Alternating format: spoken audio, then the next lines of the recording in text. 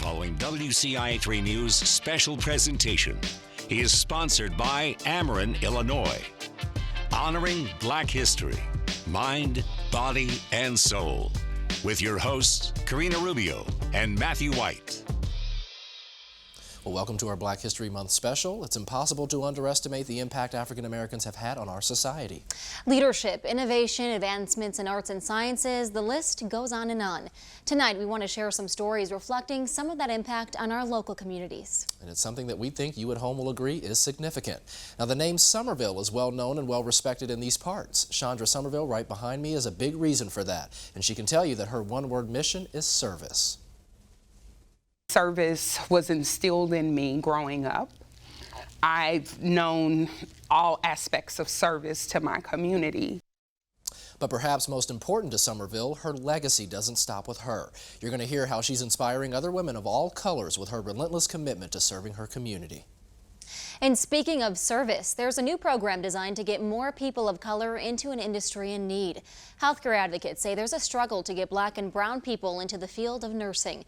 That means less diversity among nursing staffs and a less than optimal comforting voice for Black and brown patients. Enter the Black Nurses Association of Central Illinois. Together with educators, they're looking to recruit young people to consider a career path many of them never thought possible. And we dare you to watch this story on an empty stomach. That's right. We're going to introduce you to Sharika Carter. She's a pioneering woman who took a shot at some big-time barbecue in Rantoul. And what they found was a welcoming community, one that could not get enough of their brisket, ribs, and pulled pork. And we're going to share their inspiring story a little bit later. But we want to start with a story about some pioneering students who were instrumental in breaking through color barriers. Throughout the country, you had districts that would close down before they would allow Black kids to go to school, white kids. Brown versus Board of Education passed in 1954, marking one of the biggest rulings in U.S. Supreme Court history. But that doesn't mean public schools automatically integrated overnight. Factors like residential segregation kept Black and white children from going to school together long after 1954.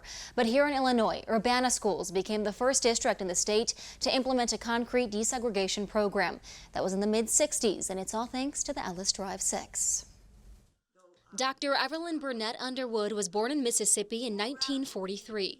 She spent her early years on a cotton plantation where her family worked as sharecroppers. At the age of 3 years old, I had to carry the water dipper, to dip out the water, and my sister carried the water jug, because that field hands couldn't stop long enough to get a drink of water, so they had kids doing that. Underwood and her family said goodbye to the South in the early 50s and headed to Urbana. We were looking for a better life. Little did Underwood know she'd help make life better for many other people in Urbana. In the 1960s, Dr. Underwood and her husband bought this home right here. At the time, it was pretty much the only neighborhood where they were allowed to buy the home, and they lived just within 4 houses of the rest of the Ellis Drive 6. Joanne Jackson, Carlos and Willetta Donaldson, and Paul and Shirley Hersey made up the rest of the group. The Hersey's daughter, Cherise, sits on Urbana City Council now, but has clear memories of what was happening back then. She was in kindergarten at the time. My older brother, he was kind of a prodigy, and he was in the gifted program at Wiley, and they would send a bus to pick him up to go to school, but all the other kids were kind of walking to school, and my father was like, there's something that we could do, you know, my parents both were, there's something we can do about this to make this more equitable. It was mainly white students who went to schools like Wiley, Leal, and Yankee Ridge. The majority of Black students lived on the north end of town and went to the nearby Hayes School, now known as Dr. Martin Luther King Elementary. The materials they would get would be 3 or 4 years behind. It was just passed on from whatever schools were south of University Avenue, and it would finally get to Hayes School. These children needed a chance, needed an opportunity. The Ellis Drive 6 went to school board meetings fighting for equity. Cherise says her father, Paul, and Carlos Donaldson were mail carriers at the time. They came across a U of I PhD candidate while working who had written a dissertation on the lack of equity in Urbana schools. That research served as evidence for the school board. I got letters where I wrote to the Leal area and the Yankee Ridge area, and some people who were open-minded. In 1966, the board passed a motion to formally desegregate the schools. Black children were assigned and spread out across all the elementary schools in the district, busing the students in from their neighborhoods.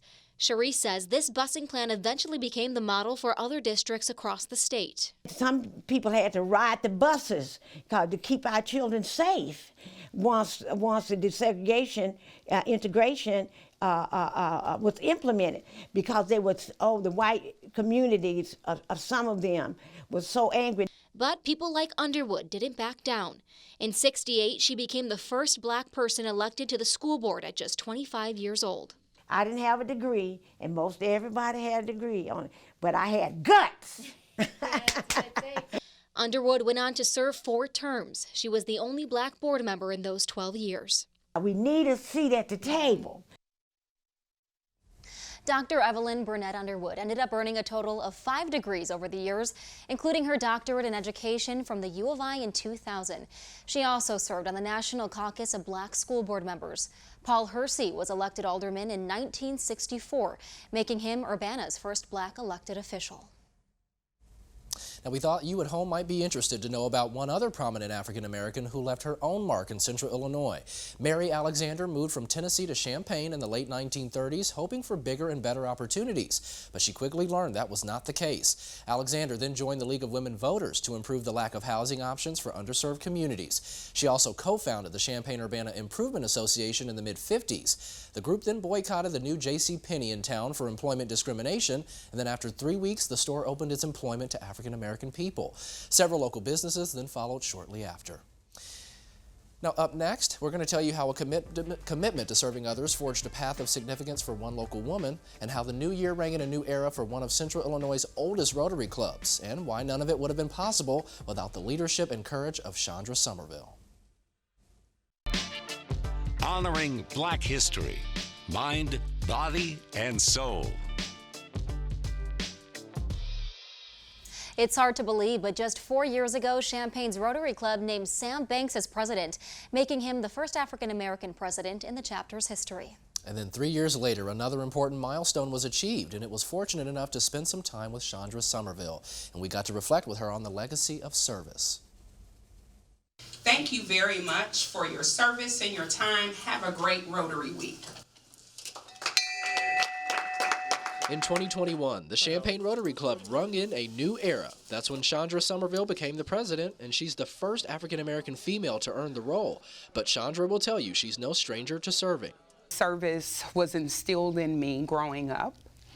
I've known all aspects of service to my community, but serving in the way that Rotary has, that was transformative, and also learning how to impact the world globally. Chandra became president in July, but in Rotary tradition, she was selected 3 years prior, meaning she went from president nominee to president-elect. And in each of those roles, you are actually being prepared for your year. So you get to, one, support the vision of other presidents that are in front of you while you are making up your own things that would help your presidency go smoothly, and just enlisting the supports of other Rotarians in order for you to be successful. One example is immediate past president Marlis Scarborough. She served Champaign's Rotary from 2020 to 2021. As much as it's an honor and how much I loved being the president of Champaign Rotary, it's a lot of work, especially when you're doing meetings that are in person plus Zoom, doing the hybrid. There's a lot of parts to keep in order. So I'm sleeping a whole lot better now that I'm not in charge. And I was delighted when Chandra Somerville agreed to be the president of Champaign Rotary this year. Now, Chandra is the one who coordinates their meetings, and she also builds partnerships with 5 other area Rotary clubs. An opportunity for collaboration, Marlis says, is impactful. Despite our differences, we are all united in the common goal of serving to change lives. And Chandra has been an inspiration. She has a vision of making a positive impact in our community. And it's just, she's a banner carrier for so many. Chandra is also active in 2 of the churches she attends, including in their worship ministries. An example other women are starting to follow, including a longtime friend and club member. I look at Chandra as a model. as a strong woman of faith who has done much for breaking down barriers related to racism with amazing grace and patience, and open doors, I think, as a result. Chandra is also opening those doors for the youth. Rotary clubs feature Student of the Quarter awards where one middle and high school student gets recognized. And Leanne says that has only elevated the Champaign Rotary Club. Chandra has had influence in what programs were selected, and has educated Rotary in some of the areas of how this investment will make a difference in the lives of youth. She has so many talents with singing and all that. There's lots of ways that she can connect with youth today. And so I think that's been a great example, as well as an opportunity to help Rotary grow. So Somerville's tenure as president will last for about 1 year.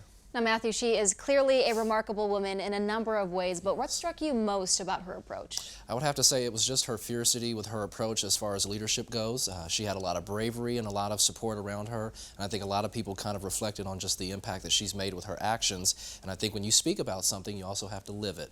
And I think that's the one example that a lot of people remarked about when I was with her. Just they saw that she lived what she talked about, and I think that's really the only example that we could follow in our communities. Exactly, and you clearly spoke to many other people who've worked closely with her. What did they have to say about her? The one thing that they remarked about her, and I think it was a singular comment that a lot of people made, it was this, that she set the example for a lot of the youth, and that she really remarked about just how tenacious she was when it came to her efforts, and just making sure that whatever she put in front of her was going to leave behind a legacy that people could follow as well. And it's evident that Chandra tends to leave her impact on people so much that even prompted you to kind of take part in Rotary now here. That's true. I actually got to attend my first meeting as a guest yesterday. Janet has invited me as a guest, and I'm hoping to serve as a member and just follow behind her footsteps as well. Amazing. Love the community working together. Absolutely. It takes a village. Most definitely. Well, we wanted to profile another prominent African American in the political sector of our community. Patricia Avery is a Champaign County native. She began her local government career in the mid-'80s in the county auditor and county recorder office. She broke many political barriers in the years that followed. In 1996, Avery was the first black woman ever appointed or elected to a Champaign County office.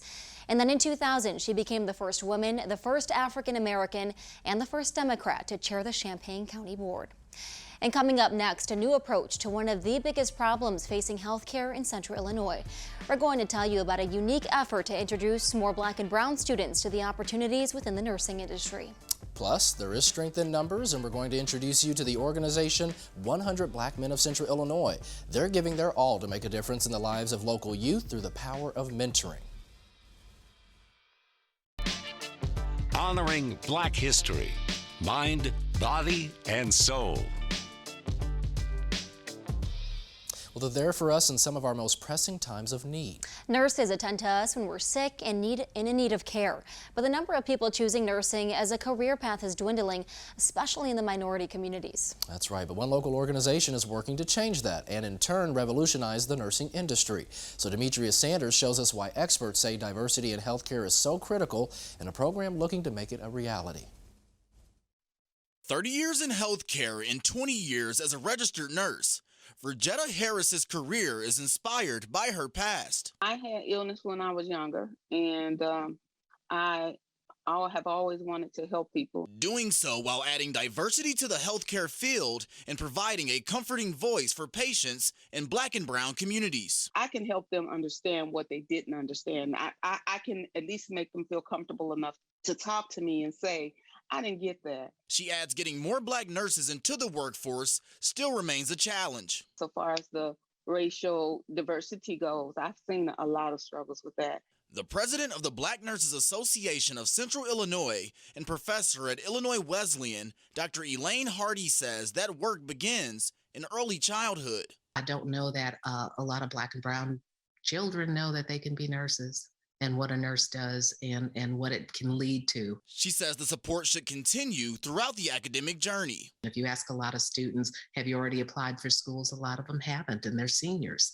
A lot of them say, I'm going to be a nurse, but they haven't taken enough science courses or enough math courses. Harris says healthcare systems must also provide a workplace where people of all backgrounds can thrive. A welcoming and engaging attitude from the institutions to help them to, once they have successfully passed, feel like they belong. And a little encouragement goes a long way. Letting students know early on that that this is something that they can aspire to be and that they can do it.